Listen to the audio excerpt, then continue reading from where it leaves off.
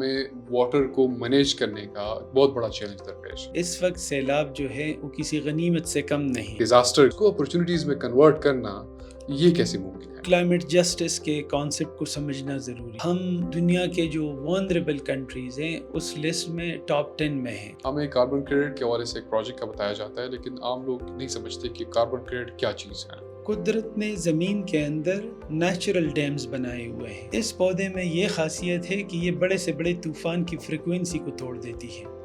یہ گرمی سے جو لوگ چلاتے ہیں نا، دس از دا رائٹ ٹائم کہ آپ لوگ کا بیہیویئر چینج کرنا شروع کر دیں۔ Don't fight with water, try to live with it.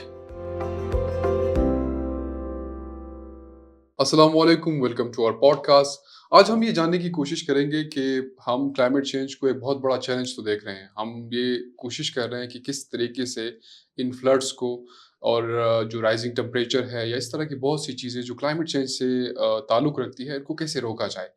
لیکن شاید اب وقت ایسا ہے کہ ہم ان کو روک نہیں پائیں گے، لیکن کچھ لوگ یہ سمجھتے ہیں کہ کس طرح ہم ان ڈیزاسٹرز کو، ان کرائسس کو اپرچونیٹیز میں کیسے تبدیل کر سکتے ہیں۔ یہ بڑی حیران کن چیز ہے کہ کس طرح ایک کرائسس کو اپرچونیٹیز میں کنورٹ کیا جاتا ہے۔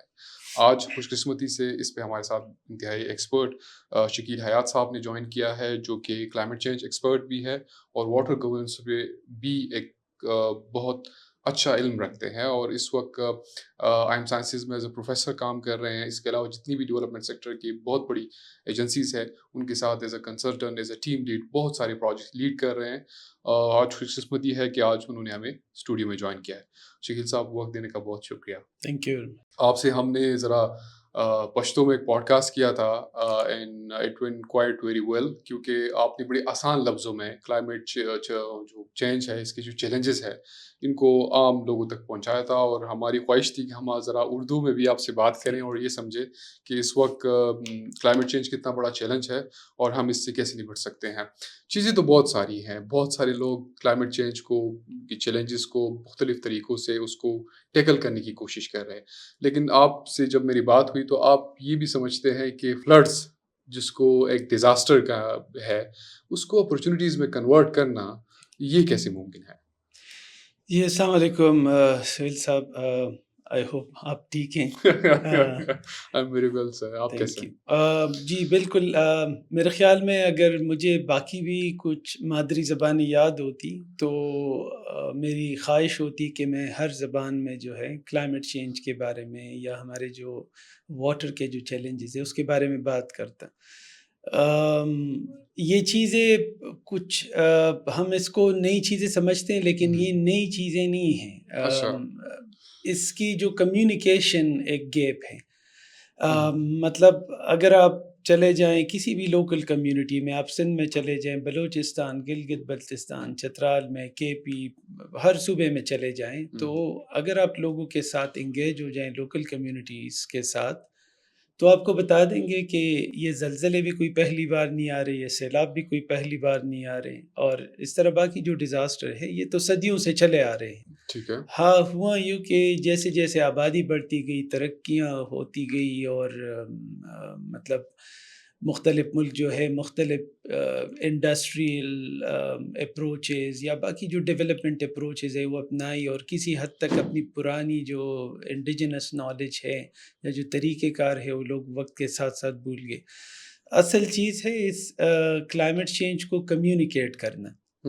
جتنی آسان الفاظ میں اور لوکل لینگویج میں آپ اس کو کمیونیکیٹ کریں گے تو لوگوں کی جو ہے میموریز ریکال ہو جاتی ہے بالکل ایسا کہ ہاں یہ ان چیزوں کے بارے میں بات کر رہے ہیں جس کے بارے میں ہمارے لوگ، ہمارے دور کے یا ہمارے بزرگ بات کیا کرتے تھے۔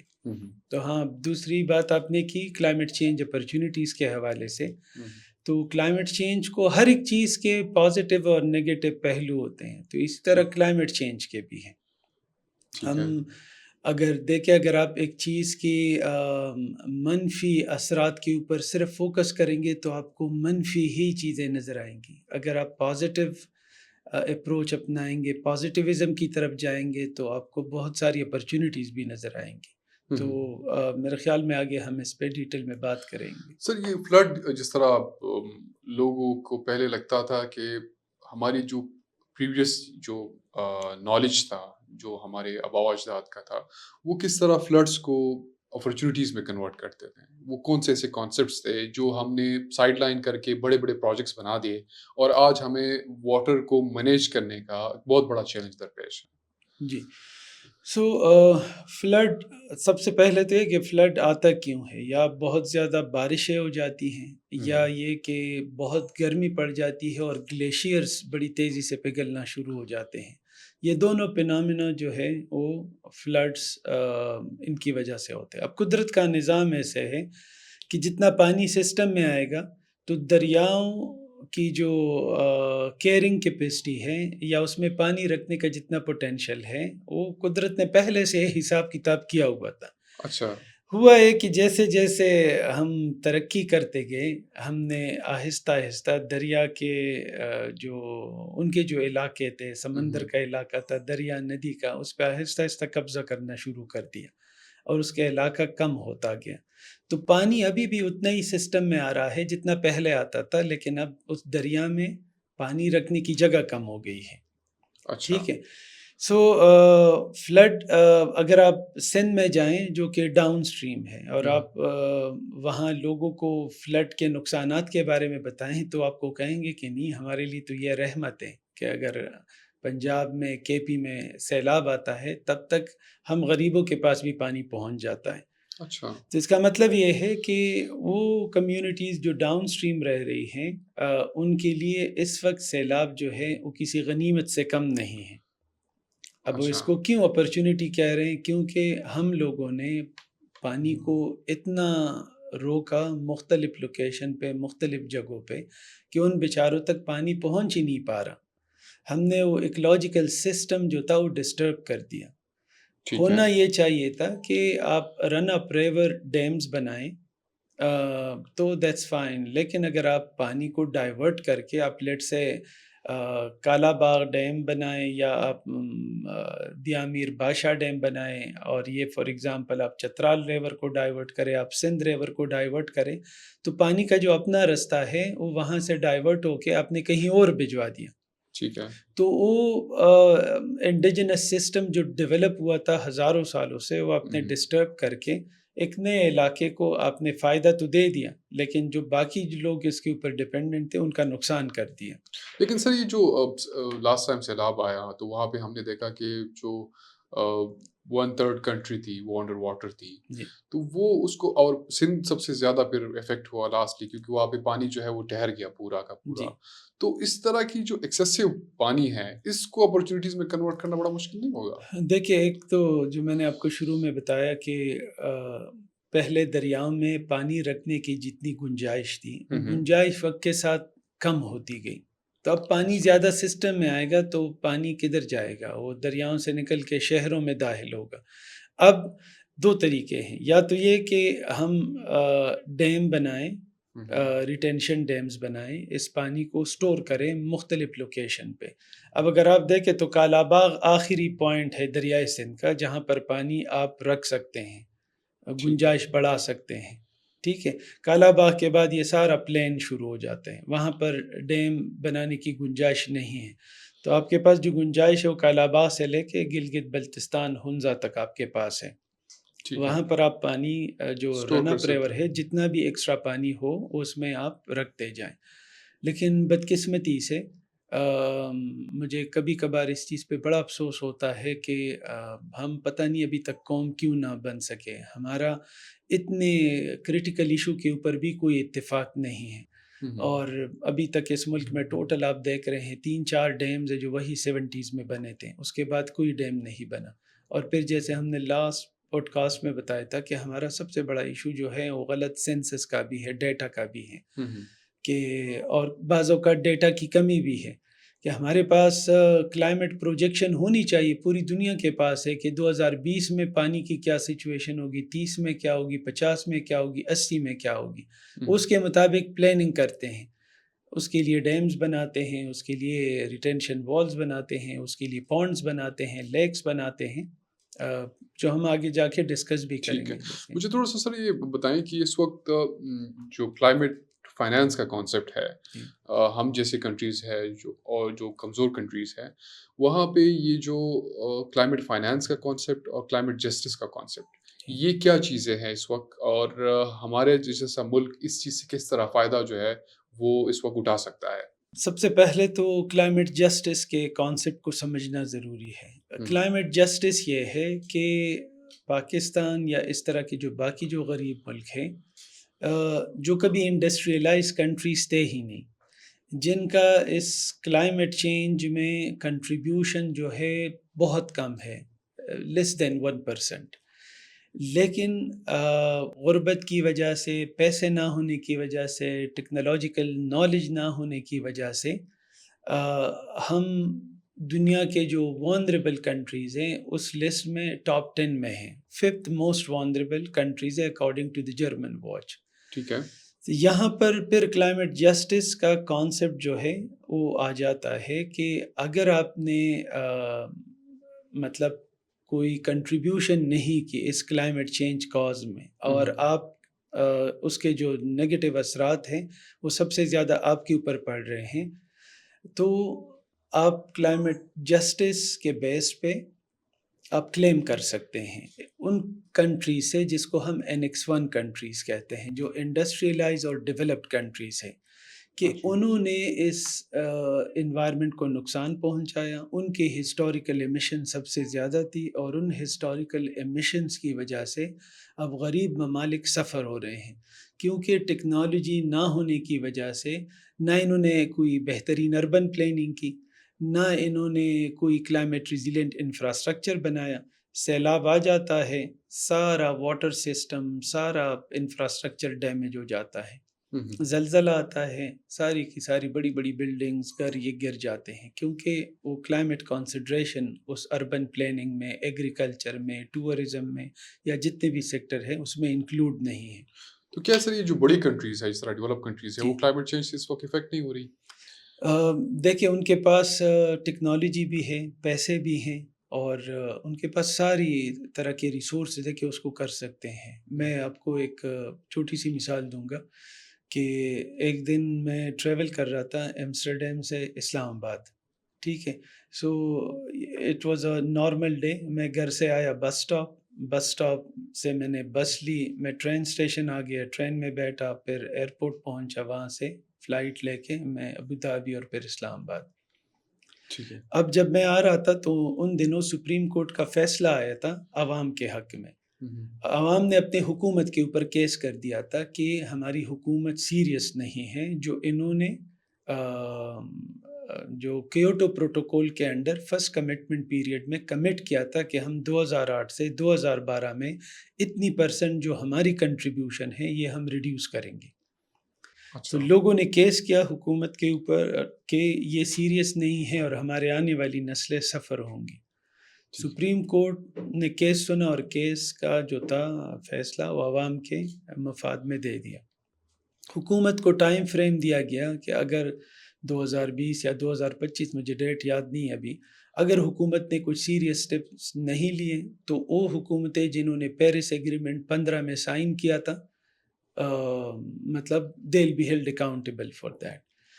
سو یہ ایک نارمل ڈے تھا جب میں آیا. لیکن جب میں 6 ماہ بعد واپس جا رہا تھا، سو میں جیسی ابوظہبی سے KLM ڈچ ایئر لائن میں بیٹھا، میری سیٹ پہ بروشر پڑا ہوا تھا کہ یہ فلائٹ ابوظہبی سے ایمسٹرڈیم تک بایو ڈیزل پہ آپریٹ ہوگی، جو کہ کلین انرجی ہے، ایتھنول. اچھا. ٹھیک ہے. پھر میں وہاں جیسے ہی ایئرپورٹ سے میں بیسمنٹ میں چلا گیا جہاں ٹرین اسٹیشن تھا، وہاں بورڈ لگا ہوا تھا کہ یہ ٹرین جو یہاں سے ہیگ تک آپریٹ کرے گی، جس شہر میں میں رہ رہا تھا، یہ پورا رینیویبل انرجی سے آپریٹ ہوگی. اچھا. ٹھیک ہے. پھر وہاں سے جیسے ہی میں نے ٹرین اسٹیشن سے بس لی اپنے گھر کی طرف، تو بس بالکل چینج تھا، وہ نہیں تھا جو میں 6 ماہ پہلے چھوڑا تھا، اور وہاں پر نوٹ لگا ہوا تھا کہ یہ بس جو ہے یہ رینیویبل انرجی سے چارج ہوئی ہے اور یہ الیکٹرک بس ہے، اس سے آپریٹ ہوگی. لیکن میرے لیے سب سے حیران کن بات یہ تھی کہ جب میں بس سے اترا اینڈ وہاں پر ایک نوٹ لگا ہوا تھا کہ نیدرلینڈ میں 15,000 کلومیٹر سائیکل ہائی ویز ہے جس میں سے آدھے سے زیادہ جو ہیں اب اس کو سولر پینل سے ڈام دیا گیا ہے، اور ہر کلومیٹر میں 1 میگا واٹ بجلی پیدا ہو رہی ہے۔ ہر بس اسٹاپ کے پاس سائیکل کڑی ہے، آپ وہ سائیکل لیتے ہیں جس کے اندر ایک بیٹری لگی ہوئی ہے اور وہ اس بیٹری سے آپریٹ کرتی ہے۔ اچھا، سو یہ دیکھیں ان کے پاس ٹیکنالوجیکل نالج بھی تھی، ٹیکنالوجی بھی تھی، فائنانسز بھی تھے، ایکسپرٹیز تھی اور پولیٹیکل ولنگنیس بھی تھی۔ تو 6 منتھس میں انہوں نے پورا انفراسٹرکچر چینج کرا دیا۔ تبدیل کر دیا، اور ہم وہ آنے والی نسلیں اس سے اب فائدہ جی اٹھائے گی اور ان کو وہ کلائمیٹ چینج اس طرح افیکٹ وہاں نہیں پر کرے گا میرے نا؟ خیال میں نیدرلینڈ میں ٹوٹل 100-150 کلومیٹر کوسٹ بھی نہیں ہے، لیکن اس 100-150 کلومیٹر کوسٹ سے وہ کم از کم 25-30 ہزار میگا واٹ بجلی لے رہے ہیں۔ وہ یہ بہت اتنی بڑا بجلی نمبر ہے۔ لے رہے ہیں کہ ان کی اپنی ضرورت سے زیادہ ہے، so they sell it to the nearby African countries جیسے الجیریا، تیونس، موراکو کنٹریز۔ تو یہ سر یہ جو یہ تو ایک ایگزامپل آپ نے ہمیں کلائمیٹ فائنانس یا جسٹس کا بتا دیا، مجھے تھوڑا سا پاکستان کے اندر بتایا کہ اس وقت پاکستان کے اندر کیا اپرچونیٹیز ہے۔ ہمیں کاربن کریڈٹ کے حوالے سے ایک پروجیکٹ کا بتایا جاتا ہے، لیکن عام لوگ نہیں سمجھتے کہ کاربن کریڈٹ کیا چیز ہے۔ ٹھیک ہے، سو کلائمیٹ چینج کا جو حل ہے وہ 2 طریقوں سے ہوتا ہے، ایک کو کہتے ہیں اڈاپٹیشن اور دوسرے کو کہتے ہیں میٹیگیشن۔ ہوں، اڈاپٹیشن تو یہ ہے کہ نہ میں اور آپ یہ ملک چھوڑ کے جا سکتے ہیں، ٹھیک ہے، نہ ہم یہ انفراسٹرکچر چینج کرا سکتے ہیں، ہم اس طرح کے پروگرام کر کے اویئرنیس ہی لوگ کو دے سکتے ہیں۔ ہوں، سو ہم ایڈجسٹ کریں گے اس سسٹم میں، ٹمپریچر بڑھتا ہے، سردی بڑھتی، ٹمپریچر گھٹتا ہے، طوفان آتے ہیں، ہم بس ایڈجسٹ کریں گے، ٹھیک ہے۔ ٹھیک ہے، اس ایڈجسٹمنٹ کے لیے حکومت یا نان گورنمنٹل آرگنائزیشن یہ ہماری کیپیسٹی بلڈ کریں گی کہ سردیوں میں یہ کرے، گرمیوں میں یہ کرے، زلزلہ آئے تو آپ نے یہ کرنا ہے، دس از کال اڈاپٹیشن، ٹھیک ہے، ٹھیک ہے۔ اسی طرح اگر آپ کو پتہ چل گیا کہ اب گندم جب آپ بوتے ہیں اور جب اس کی ہارویسٹنگ کرتے ہیں تو اس کا ڈیوریشن کم ہو گیا ہے، ہوں، ٹھیک ہے، سو آپ نے ایسا گندم کا بیج لے کر آنا ہے جو اسی 120 دن کی بجائے 180 دن کی بجائے وہ 120 دن میں میچیور ہو، دس از کال اڈاپٹیشن۔ اچھا، مطلب اسی ریسورسز میں رہتے ہوئے تھوڑی بہت چینجز کر کے ہاں، آپ اپنے آپ خود کو بچا خود سکتے کو ہیں، بچائیں، تو اس کو ہم اڈاپٹیشن بولیں ٹھیک ہے۔ گے۔ پھر اس کے بعد میٹیگیشن آتے ہیں۔ اب میٹیگیشن 2 طریقوں سے ہوتی ہے، ایک میٹیگیشن یہ ہے کہ ہمارے جو آباء و اجداد تھے انہوں نے جو گناہ کیے ہوئے ہیں، انہوں نے جو کلائمیٹ جو گرین ہاؤس گیسز ایمیشنز کی ہیں اس کا بھی بندوبست کریں، اور جو ہمارے آنے والی نسلیں کریں گی یا جو ہم کر رہے ہیں اس کا بھی بندوبست کریں۔ اچھا، تو اب ہسٹوریکل جو ایمیشنز ہوئی ہیں، جو امریکہ، برطانیہ، جو کلونیلسٹ ہیں انہوں نے کی تھی نا، سارے جنگل کاٹ دیے تھے، ٹرینوں کا ایک نیٹ ورک بنا دیا تھا، روڈز کا ایک نیٹ ورک، فیکٹریاں بن گئی تھیں، تو ایمیشنز اس وجہ سے کہتے ہیں کہ ہسٹوریکل ایمیشن انہوں نے کی ہے، ٹھیک ہے، they are the most contributor. وہ ٹوٹل دنیا کی پاپولیشن کا 20% ہے، لیکن 80% ریسورسز کنزیوم کر رہے ہیں۔ ٹھیک ہے، صرف ایک امریکہ کی اگزامپل لے لیں، پوری دنیا کی یہ 4% پاپولیشن بنتی ہے، لیکن ان کی جو ایمیشنز ہے وہ تقریباً 24% ہیں، پوری دنیا کے اندر۔ پوری دنیا، صرف امریکہ کی۔ اچھا، پھر سارے ڈیولپنگ کنٹری G77 جو ہم کو کہتے ہیں، یہ دنیا کی آبادی کا میرے خیال میں 50% سے زیادہ شاید بنتے ہوں گے، لیکن ان کی ٹوٹل ایمیشن 20% بھی نہیں ہے۔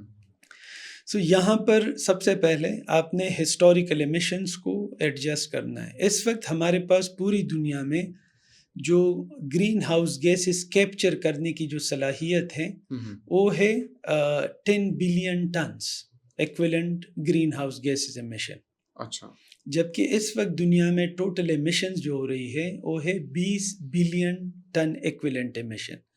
سو آپ کا 10 بلین جو ہے وہ ہر سال ایکیومولیٹ ہو رہا ہے۔ اس کا سمپل طریقہ کیا ہے؟ اب زیادہ سے زیادہ پلانٹیشن کریں۔ یہ جو ایک درخت آپ دیکھ رہے ہیں جو 1000 سال سے ہے، 50 سال سے ہے یا 5 سال سے ہے، اس درخت کی خوراک ہی یہ کاربن ڈائی آکسائڈ ہے یا باقی گرین ہاؤس گیسز ہیں، اور یہ بدلے میں ہمیں آکسیجن پرووائڈ کر رہی ہے۔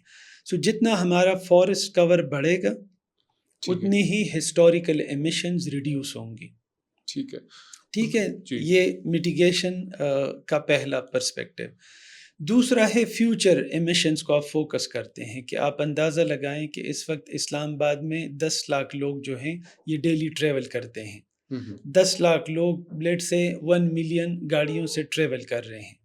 اب 1 ملین گاڑیاں جو ہے یہ اگر فوسل فیول پیٹرول ڈیزل سے چلیں گی تو رفلی آپ اسٹیمیٹ لگا سکتے ہیں کہ کتنا پیٹرول ڈیزل ڈیلی بیسس پہ کنزیوم ہو رہا ہے. ٹھیک ہے، یہ ڈیٹا لینا آسان ہے، آپ کو پیٹرول کمپنیوں سے بھی مل جاتا ہے کہ اسلام آباد میں پچھلے 1 سال میں کتنا پیٹرول یا ڈیزل آیا اور کنزیوم ہو. پھر یہ اسلام آباد کے اندر جتنے گھر ہیں یہ جتنی بجلی استعمال کر رہے ہیں، جتنی خوراک یہ کنزیوم کر رہے ہیں. میں اور آپ ون ٹائم تقریباً 250 گرام آف فوڈ کنزیوم کرتے ہیں. اب 250 گرام آف فوڈ جب پروڈیوس ہوتا ہے تو اس میں کاربن ایمیشنز انوالو ہوتی ہیں. یہ پورا حساب آپ لگاتے ہیں اور لیٹ سے آپ کہتے ہیں کہ اسلام آباد میں ڈیلی بیسس پہ 1000 ٹن ایمیشنز ہو رہی ہیں. سو اگلے 10 سالوں میں آبادی لازمی بات ہے بڑھے گی، فیملی بڑھے گی، اسلام آباد اور ایکسپینڈ ہوگا، تو یہ 1000 ٹن ایمیشنز ہم یہ ایکسپیکٹ کر سکتے ہیں کہ یہ 1 لاکھ ٹن ڈیلی تک پہنچ جائے گا. تو اب اس فیوچر ایمیشنز پہ فوکس کرنے کے لیے آپ کیا کریں گے؟ آپ ایک اسٹرکٹ آٹو موبائل پالیسی لے کر آئیں گے کہ اسلام آباد میں صرف الیکٹرک گاڑیاں چلے گی. ٹھیک ہے، اسلام آباد میں جتنا بھی فوڈ آئے گا وہ کمپلیٹلی آرگینک ہوگا، اس میں کوئی پیسٹیسائڈ، ہربیسائڈ یا میکنائزیشن یوز نہیں ہوں گی جہاں پر ایمیشنز ہو. اسی طرح اسلام آباد کے سارے گھروں میں رینیوبل انرجی سے بجلی پرووائڈ کی جائے گی. اسلام آباد کی پالیسی بن گئی کہ یہاں پر ہر گھر نے اپنی رینیوبل انرجی خود پروڈیوس کرنی ہے. تو اپنے فیوچر ایمیشنز ریڈیوس کر لی جو ہونی اگلے 10 سال میں. یہ سمپل کانسیپٹ ہے کلائمیٹ فائنانس کا. یہی کیلکولیشن آپ نے کرنی ہے پاسٹ کی یا فیوچر کی، اور اس کا ایک کانسیپٹ نوٹ بنا کے آپ نے سبمٹ کرنا ہوتا ہے اپنے نیشنلی ڈیزگنیٹڈ اتھارٹی کو جو کہ منسٹری آف کلائمیٹ چینج ہے. وہاں سے یہ کانسیپٹ آگے جاتا ہے گرین، جو جی سی ایف ہے گرین کلائمیٹ فنڈ، ان کا اپنے ایک سیل بھی بنا ہوتا ہے منسٹری آف کلائمیٹ چینج کے اندر.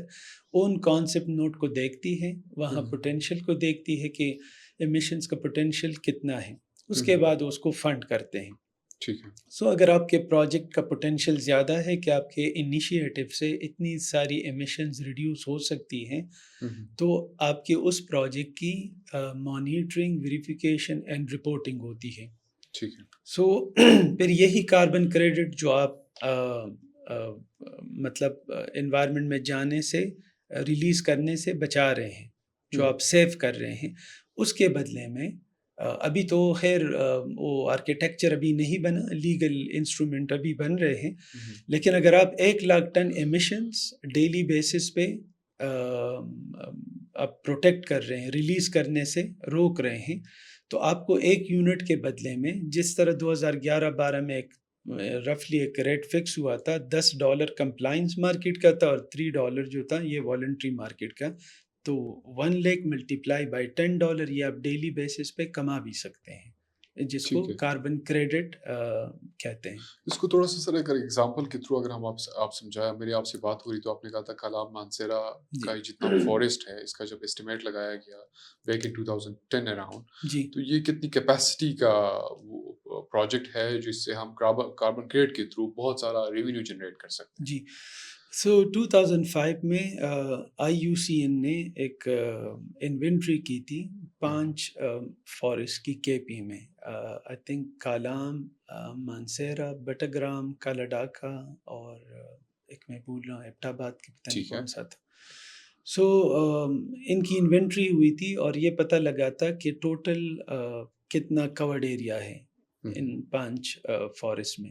یہاں پر ڈیلی بیسس پہ کتنی ڈی فارسٹیشن ہو رہی ہے وہ ڈیٹا بھی موجود ہے. پھر فارسٹ کے علاوہ ادر ووڈڈ لینڈ جو کہ فارسٹ نہیں ہے بلکہ آپ جیسے اسلام آباد میں ہر طرف آپ دیکھ رہے ہیں درختی کھیتوں کے اندر ہوتے ہیں یا گھروں کے اندر ہوتے ہیں، جس کو انہوں نے کنسیڈر کیا تھا ادر ووڈڈ لینڈ. پھر ادر ووڈڈ لینڈ میں ڈی فارسٹیشن کا جو پرسنٹیج تھا وہ بھی معلوم کیا تھا. اس دوران بالی ایکشن پلان کے اندر ایک سی ڈی ایم کا کانسیپٹ اپروو ہوا، کلین ڈیولپمنٹ میکینزم.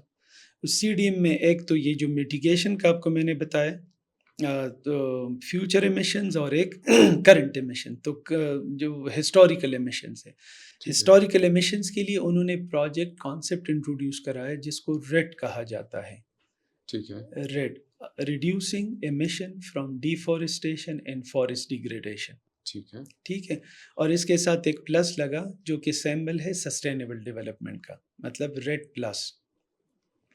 सो इसमें मर्लिन वुड जो है उसने इंटरेस्ट लिया, जो कि यूके बेस्ड एक फार्म है और जिसको एक खातून Surekha Khan, I think she is somewhere from Swat, उसको लीड कर रही थी, और वो आई और उसने यहाँ पर इसकी प्रॉपर इन्वेंट्री की। और उस वक्त की केपी गवर्नमेंट जो थी, हैदर होती साहब, आई थिंक उनसे मुलाकात भी हुई कि यही फॉरेस्ट जो हम 5 फॉरेस्ट सेलेक्ट कर रहे हैं, ठीक है। अगर हम इसको प्रोटेक्टेड एरिया डिक्लेयर कर लें, सो प्रोटेक्टेड एरिया का कॉन्सेप्ट ये होता है कि आपने इसमें कोई अपने हाथ से कोई दरख्त नहीं लगाना, ये ऑटोमेटिक एक नेचुरल सिस्टम है, उसके बीज गिरते हैं और वो फॉरेस्ट बनता रहता है। जैसे आप अयूबिया नेशनल पार्क जाएं तो एक थिक फॉरेस्ट आपको मिलेगा, जिसकी आई एम श्योर कि पाकिस्तान फॉरेस्ट इंस्टीट्यूट ने इन्वेंट्री की होगी।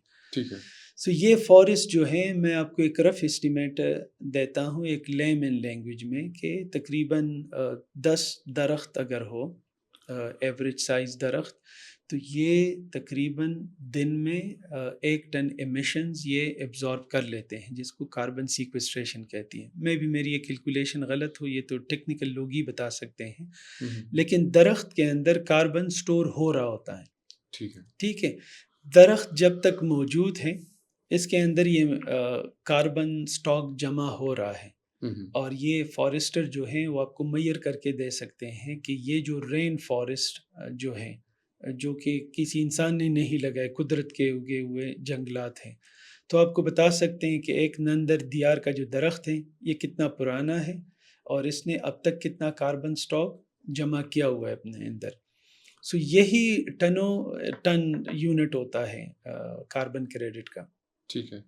सो ये मालूम कर लेते हैं कि ये 5 जो फॉरेस्ट उन्होंने आइडेंटिफाई किए थे IUCN ने, उसका उस वक्त जब $10 के हिसाब से एक एस्टिमेट लगाया गया, तो ये सालाना केपी गवर्नमेंट को $393 मिलियन कमा के दे सकती थी अगर दरख्त खड़े हैं।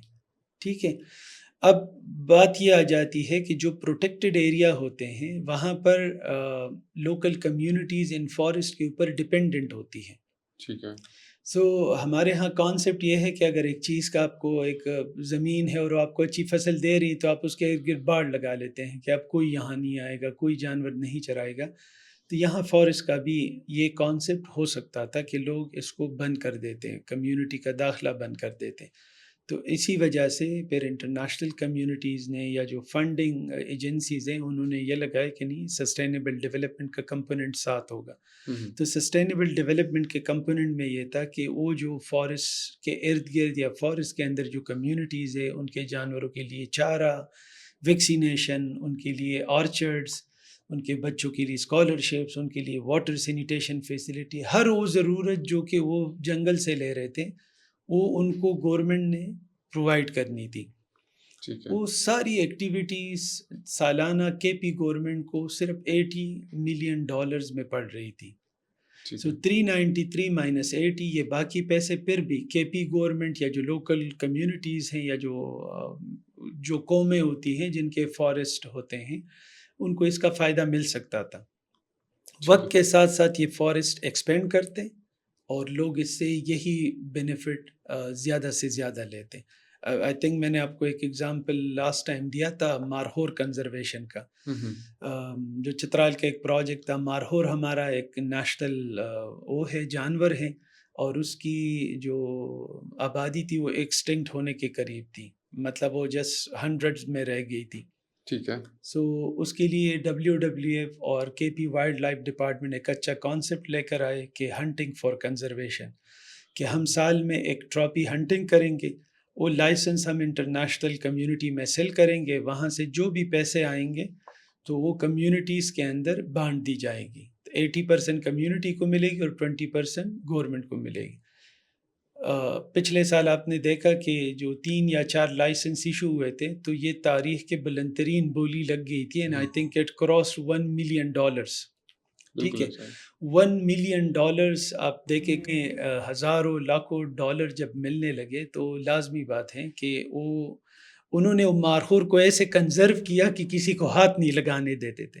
ایسا ہی ہے، میں خود وزٹ کیا میں نے وہ ہاں، گرم چشمہ پہ جب آپ پہنچتے ہیں جی، تو اس راستے میں جب جاتے جی، ہیں تو وہ دریا کے ساتھ وہ پانی پینے آ جاتے ہیں سارے۔ ہاں، چترال گول نیشنل ہاں، تو پارک ہے۔ وہ ایک ٹورسٹ اسپاٹ بھی ہیں کہ جی، وہاں پہ سارے ٹورسٹ دیکھتے ہیں اور بڑا ہی آپ ہاں، 20-30 میٹر کے فاصلے پہ مارخور کی بہت بڑی فیملیز دیکھ رہے ہیں ہوتی بالکل، ہیں۔ بالکل، تو بڑا ایک تو ٹورزم کے ساتھ بھی کنیکٹڈ ہے، دوسرا وہاں پہ میں نے پروجیکٹس بھی دیکھے کہ وہ جو کمیونٹی میں جو پیسے بچ رہے ہیں ان سے وہاں پہ پل بن رہے ہیں، اسکول ہاں، بن رہے ہیں، واٹر فیسلٹیز بن رہی ہے۔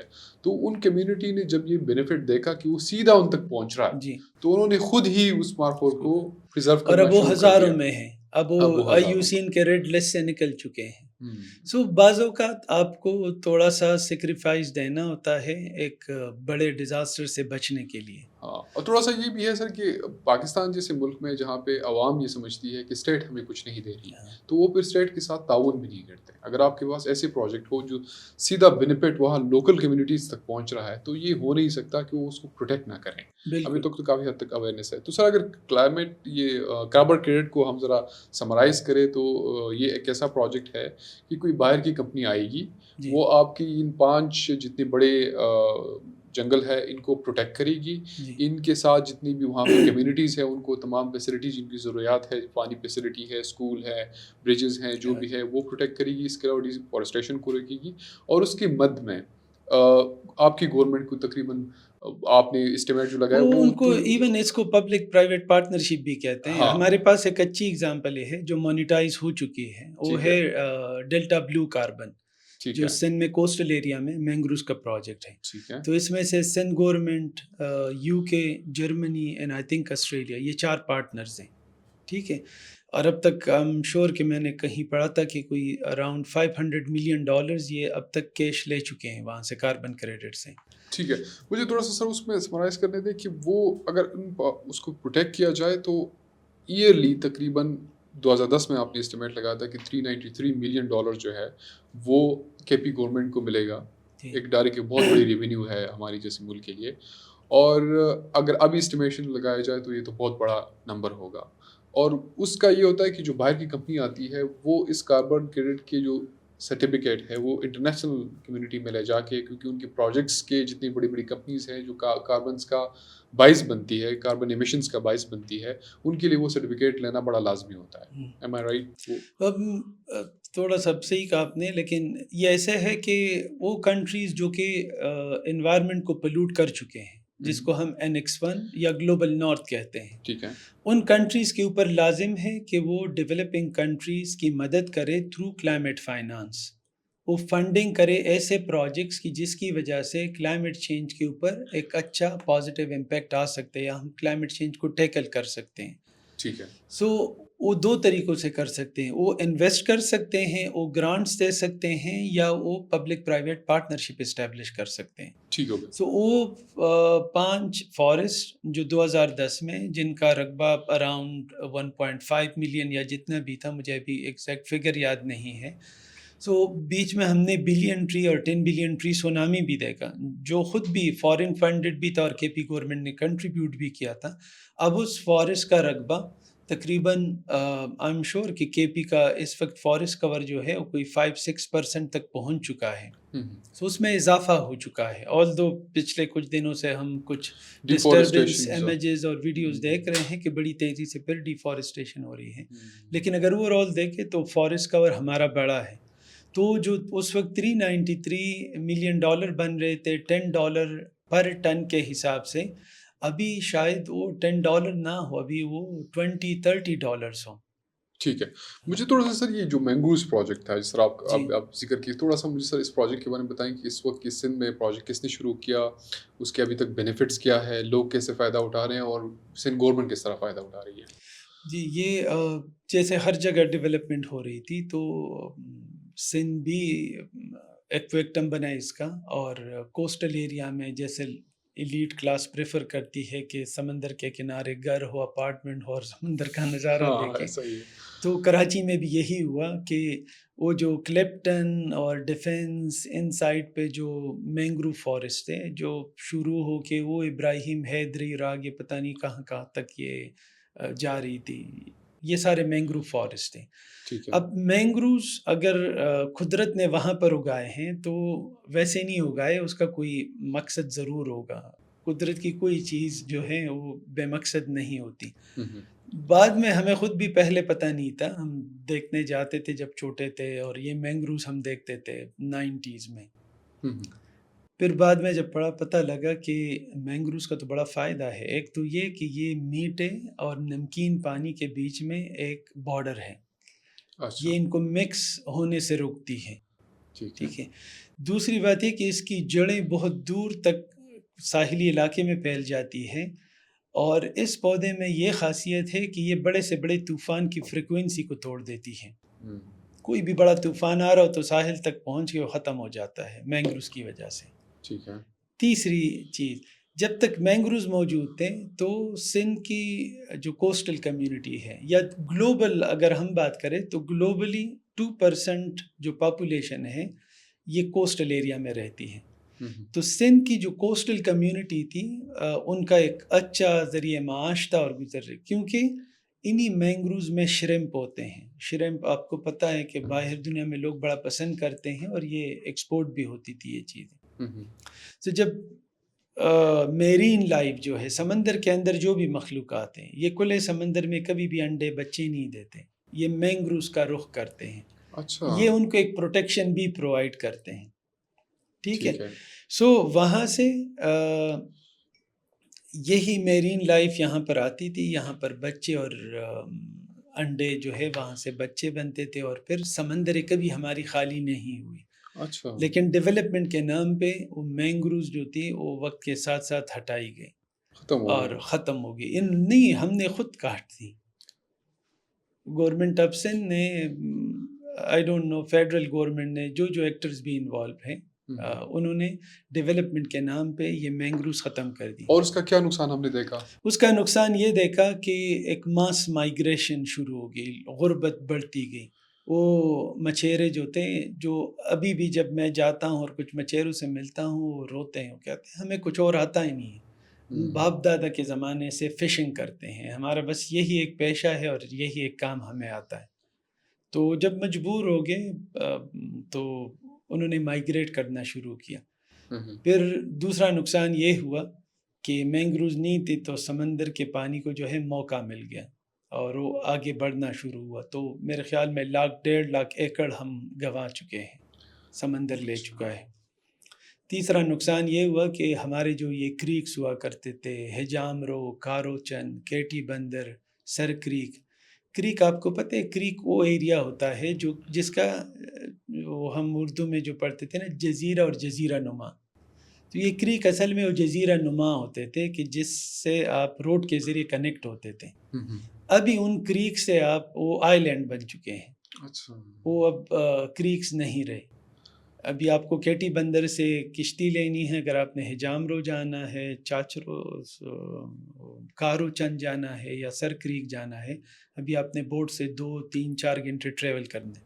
تو کیا مطلب اس کا ہوا کہ یہ اتنا ایریا سمندر کا چکا ہے اور یہ بڑھتا جا رہا ہے سمندر. تب جا کے خیال آیا، لوگوں کو علم ہوا اس چیز کا، اور سندھ گورنمنٹ بھی اس میں سیریس ہوگی اور انہوں نے ایک دن ورلڈ ریکارڈ بھی بنایا جو نیوی کے ساتھ انہوں نے کولیبریشن میں world grains book of world record میں نام لیتے ہیں. ہسٹوریکل انہوں نے پلانٹیشن کی مینگروز کی ساحل کے اوپر. اچھا. کلپٹن کے ساتھ اور ابراہیم حیدری کے ساتھ اور جو جتنے بھی ایریاز تھے. پھر دیکھا کہ اس میں تو انٹرنیشنل کمیونٹی کا بڑا وہ ہے، کنٹریبیوشن ہے اور وہ کرنا چاہتے ہیں. ٹھیک ہے. So I think they approach Sindh government اور اس کو ایک بڑے لیول پہ انہوں نے شروع کیا، اور پچھلے 10-15 سالوں میں انہوں نے ریکارڈ پلانٹیشن کی. جب دیکھا اور اس کی جب رپورٹنگ ہوئی تو یہ بہترین اس میں صلاحیت بھی ہوتی ہے کاربن سیکوسٹریشن کی.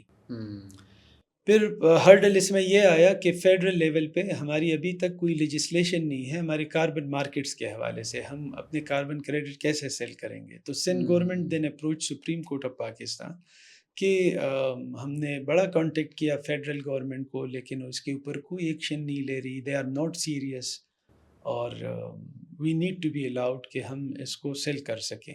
تو then Supreme Court allowed Sindh government کہ آپ کمپلائنس مارکیٹ میں نہیں لیکن والنٹری مارکیٹ میں آپ اس کو سیل کر سکتے ہیں. Voluntary market is CSR، corporate social responsibility, جو انڈسٹریز اور ایکٹیوسٹ کی طرف سے کنٹریبیوشن کرتے ہیں انوائرمنٹل کنزرویشن. اگر کمپلائنس مارکیٹ میں ہوتی تو شاید یہ $1 بلین تک پہنچ چکی ہوتی اس کے ریونیو، لیکن بہرحال والنٹری مارکیٹ میں بھی ابھی تک یہ کوئی $500 ملین یہ مانیٹائز کر چکے ہیں، یہ لے چکے ہیں وہاں سے. تو آپ دیکھیں کہ پلانٹیشن پہ آپ اتنے پیسے کما سکتے ہیں. This is called the concept of green jobs. اس سے یہ ہوا کہ ایک آپ کی جو فریکوینسیز ہوتی ہے طوفانس کی سمندر کے اندر، وہ کم ہوئی، وہاں پہ لوکل کمیونٹیز دوبارہ بات ہونا شروع ہوئی، اور وہ جو لینڈ ایروجنس تھا وہ بھی کم ہوا، وہ وقت کے ساتھ ساتھ رک جائے گا. ہاں، اور یہ کاربن کریڈٹ یہی کانسیپٹ ہے بیسکلی کہ آپ ایک انیشیٹو لیں، ایک ایسا انیشیٹو لیں کہ جس سے کاربن جو ہے اس کی ایمیشنز کو کم سے کم کیا جائے، اور وہ جو ڈیولپ کنٹریز ہیں وہ آئیں گی جو کاربن ایمیشنز کا وجہ بن رہی ہے، وہ آ کے آپ کے پروجیکٹ کو سپورٹ کرے گی، اور اس سے جو بھی ہوگا ایئرلی آپ کو ایک بہت بڑی اماؤنٹ جو ہے وہ کنٹریبیوٹ بھی کرے گی کہ یہ چیز جو آپ کریں اس کو سسٹین رکھا جائے. بالکل. اور یہ مینگروز کا پروجیکٹ جو ہے سندھ گورنمنٹ کا اب تک میرے خیال سے سب سے اچھا اور بہترین پروجیکٹ ہے. یہ اور آئی ایم شیور کہ KP گورنمنٹ جو ہے وہ اب اس کے اوپر کام کر رہی ہوگی. BRT پروجیکٹ جو ہے یا باقی شہروں میں بھی جس طرح میٹرو پروجیکٹ ہے، اب دیکھ رہے ہیں ہم نے تو یہ بسیں خالی نہیں دیکھی، اس کے بڑی ہوتی ہے وہاں بائی پروڈکٹس یا اس کا جو کیا کہتے ہیں انوویشنز اور بھی ہیں، اس کے علاوہ بھی ہیں. آپ دیکھیں KP میں خواتین کتنی امپاورڈ ہوئی کہ BRT کی اپنی رپورٹ تھی کہ 65% جو لوگ ٹریول کرتے ہیں اس میں خواتین ہیں. بالکل ایسا ہی ہے. وہ آرام سے وہ ایک حفاظت کے ساتھ اپنے کام پہ جا سکتے ہیں، یونیورسٹی جا سکتے ہیں. تو اس طرح کے پروجیکٹس کے صرف کاربن کریڈٹ نہیں، اس کے سسٹینیبل ڈیولپمنٹ کے باقی جو گولز ہیں اس میں بھی بڑی کنٹریبیوشن ہے. اب BRT کا جو کاربن کریڈٹ ہے، مطلب اس کو اگر ہم آسان لفظوں میں سمجھائیں تو یہ ہے کہ بہت ساری گاڑیاں اگر چلتی ہے تو اس سے بہت سارا کاربن ایمٹ ہوتا ہے، کیونکہ ڈیزل لگتا ہے، پیٹرول لگتا ہے. لیکن اگر اس ساری گاڑیوں کو، ہنڈریڈز آف گاڑیوں کو ہٹا کے آپ ایک بس میں لے آتے ہیں تو وہ کم سے کم ہو جاتا ہے. اور دوسرا میرے خیال سے بسز گرین انرجیز پہ چل رہی ہوتی ہے. میرے خیال سے BRT ہے کہ نہیں ہے؟ انفارچونیٹلی ابھی تک نہیں ہے، لیکن پھر بھی ایک بہت بڑا کنٹریبیوشن ہے کہ 100 گاڑیوں سے آپ ایک گاڑی پہ آ جاتے رفلی. تو یہ آئی ایم شیور کہ جو BRT جو کمپنی ہے KP government, I don't know اس کمپنی کو یا ڈپارٹمنٹ کو کیا کہتے ہیں، ٹرانسپورٹ ڈپارٹمنٹ ہی ہوگا.